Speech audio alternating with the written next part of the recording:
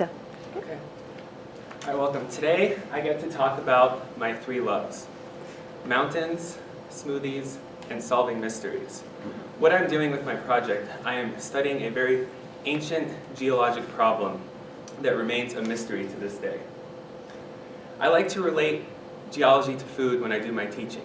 So a way I can make an analogy with this is, say someone offered you a smoothie, and you tried it and you said, wow, this is the best smoothie I've ever had. I really want to get another one of these and want to know how you made it. I'm not saying you should take food from strangers, but let's just say if you did. What we'd have to do is, we would have to deconstruct that smoothie, figure out where they got those berries from, what were the ratios, how they mixed it, and then that could lead us back to a source, knowing where they grew those strawberries, what store they got those blueberries from, and so on. And that is very similar to what I'm doing in my project. I'm studying the life cycle of mountains.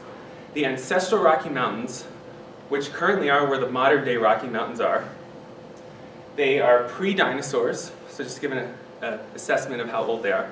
When we're dealing with old rocks, there's not much left behind in the geologic record of how they got there, other than the sediments they eroded and left behind. And here's an example of Pikes Peak in Colorado that shows the modern day Rocky Mountains, as well as some of those eroded sediments from the ancestral Rocky Mountains. And we can think those sediments, that was their source. That was the berries when we started the smoothie.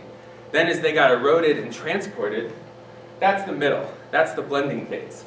And then finally, when those sediments get settled down and get deposited in the Grand Canyon, these beautiful red rocks we have throughout the Southwest, that we can think of as enjoying this delicious smoothie, enjoying the delicious smoothie, and understanding how those minerals got to be where they are, which we still do not know.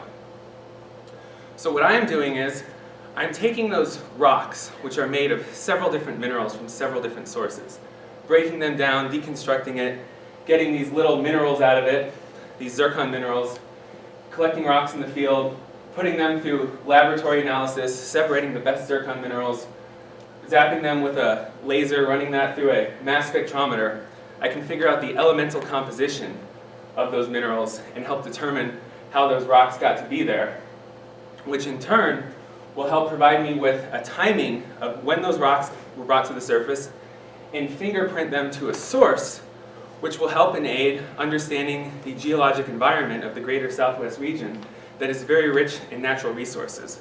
Things like hydrocarbons, water, salt, things we need for daily life. So in conclusion, with my research, I can help to be able to provide insight on finding sustainable resources, making a delicious smoothie, and if my advisor asks, writing a dissertation. Thank you.